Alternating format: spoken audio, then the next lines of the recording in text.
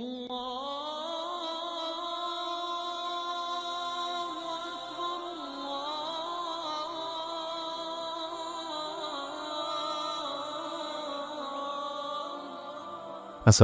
warahmatullahi wabarakatuh, sahabat yang dirahmati Allah Subhanahu wa Ta'ala.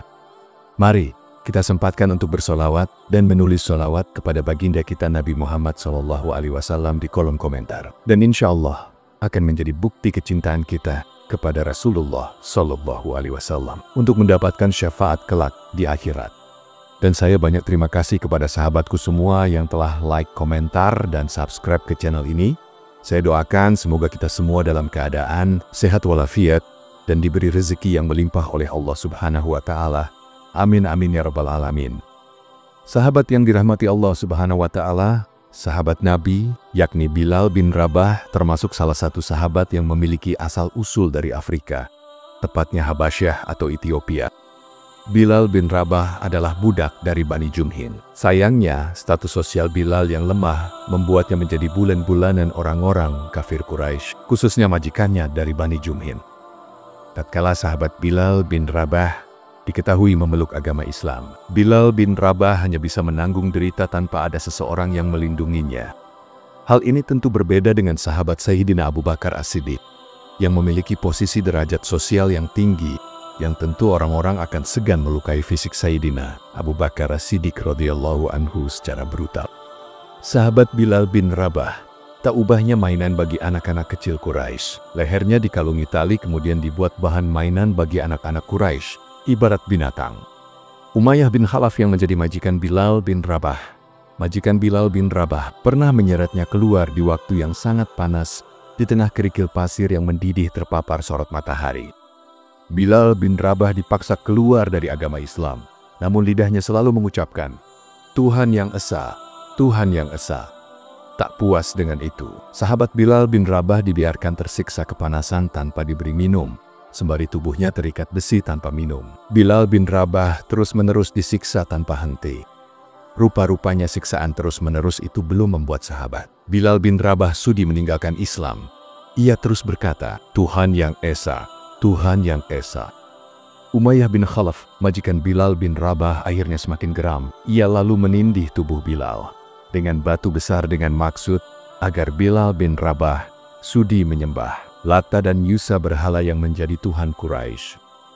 Namun dalam kondisi yang begitu memprihatinkan, Bilal bin Rabah tetap teguh melafalkan Tuhan yang Esa, Tuhan yang Esa. Rasulullah SAW sangat sedih dan merasa iba dengan Bilal.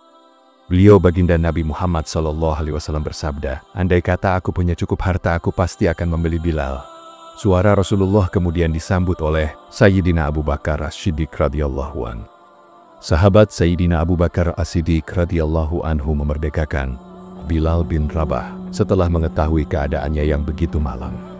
Semenjak itu, sahabat Bilal bin Rabah selalu berada di dekat Rasulullah Sallallahu Alaihi Wasallam. Ia ikut berhijrah bersama Rasulullah dan para sahabat lainnya. Tempat tinggal Bilal bin Rabah pun tidak jauh dengan rumah Rasulullah Sallallahu Alaihi Wasallam ketika di Madinah. Sahabat Bilal bin Rabah menjadi ahlus syufah dan tinggal di emperan Masjid Nabawi bersama para sahabat lainnya. Sementara Rasulullah tinggal di sebuah bilik yang masih menyambung dengan Masjid Nabawi. Di dalam Islam, semua manusia itu memiliki derajat yang sama. Hanya ketakwaannya lah yang membuat mereka mulia di sisi Allah Subhanahu wa Ta'ala. Bukan warna kulit, suku, atau rasnya. Hal itulah yang dialami Bilal. Meskipun ia berkulit hitam, berambut keriting, dan berlatar belakang budak. Namun sahabat Bilal bin Rabah lah yang dipilih Rasulullah SAW untuk mengemban tugas yang mulia, yaitu menjadi muadzin pertama. Siapa sangka kalau Bilal yang hanya seorang budak berkulit hitam, yang ketika sebelum dimerdekakan hanya dipandang sebelah mata, tapi sebelum kematiannya, sandalnya telah berada di surga. Artinya, ia adalah min ahlil jannah. Pada suatu hari seusai sholat subuh, Rasulullah SAW bertanya kepada sahabat Bilal bin Rabah, bagaimana ceritanya hentakan sandalmu terdengar di surga? Amalan apa yang telah engkau lakukan? Ya Rasulullah, saya tidak punya amalan yang lebih baik, kecuali saya selalu menjaga wuduku. Setiap kali aku berhadas, aku langsung berwudu lalu sholat sunnah 2 rakaat. Wahai Bilal, kenapa engkau mendahuluiku masuk surga? Aku tidaklah masuk surga sama sekali, melainkan aku mendengar suara sandalmu di hadapanku. Aku memasuki surga pada malam hari, dan aku dengar suara sandalmu di hadapanku. Ya Rasulullah, aku biasa tidak meninggalkan salat 2 rakaat sedikit pun. Setiap kali aku berhadats, aku lantas berwudu dan aku membebani diriku dengan salat 2 rakaat setelah itu. Hadis riwayat Tirmidzi. Semenjak Rasulullah SAW wafat, sahabat Bilal bin Rabah meyakinkan dirinya untuk tidak lagi mengumandangkan azan di puncak Masjid Nabawi. Bahkan permintaan Khalifah Sayyidina Abu Bakar As-Siddiq radhiyallahu anhu ketika itu, yang kembali memintanya untuk menjadi muadzin, tidak bisa ia penuhi. Dengan kesedihan yang mendalam, sahabat Bilal bin Rabah berkata, "Biarlah aku hanya menjadi muadzin Rasulullah saja. Kini Rasulullah telah tiada, maka aku bukan muadzin siapa-siapa lagi." Khalifah Abu Bakar As-Siddiq pun bisa memahami kesedihan Bilal dan tak lagi memintanya untuk kembali menjadi muadzin di Masjid Nabawi. Wafatnya Rasulullah mengakibatkan duka begitu mendalam pada hati sahabat Bilal, sehingga Bilal bin Rabah pun memutuskan untuk meninggalkan kota Madinah, bergabung bersama pasukan Fath Islami hijrah ke negeri Syam. Sahabat Bilal bin Rabah kemudian tinggal di kota Syam. Sekian lamanya Bilal tak berkunjung ke Madinah, hingga pada suatu malam Rasulullah SAW hadir dalam mimpinya. Dengan suara lembut Rasulullah SAW menegur sahabat Bilal, "Wahai Bilal, wa ma hadzal jafa?" Wahai Bilal, mengapa engkau tak mengunjungiku? Mengapa sampai seperti ini? Sahabat Bilal bin Rabah pun segera terbangun dari tidurnya. Tanpa berpikir panjang, ia langsung mempersiapkan perjalanan untuk kembali ke Madinah. Sahabat Bilal bin Rabah berniat untuk berziarah ke makam Rasulullah SAW. Setelah sekian lamanya ia meninggalkan Madinah. Setibanya di Madinah, Bilal segera menuju makam Rasulullah. Tangis kerinduannya memuncak, cintanya kepada Rasulullah SAW begitu besar. Pada saat yang bersamaan, tampak 2 pemuda mendekati sahabat Bilal bin Rabah. Kedua pemuda tersebut adalah Hasan dan Husain, cucu Rasulullah SAW. Masih dengan berurai air mata, sahabat Bilal bin Rabah memeluk kedua cucu kesayangan Rasulullah SAW tersebut. Amirul Mukminin Sayyidina Umar bin Khattab radhiyallahu an yang telah menjadi khalifah juga turut terharu melihat pemandangan itu.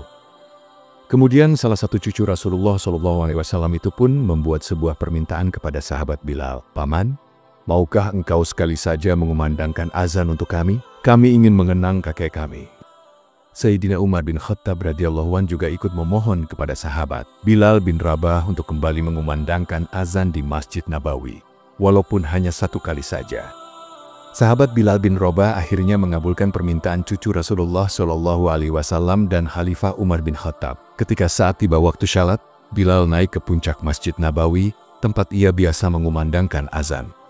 Seperti pada masa Rasulullah masih hidup, sahabat Bilal bin Rabah pun mulai mengumandangkan azan. Pada saat lafaz Allahu Akbar ia kumandangkan. Seketika itu juga seluruh Madinah terasa senyap.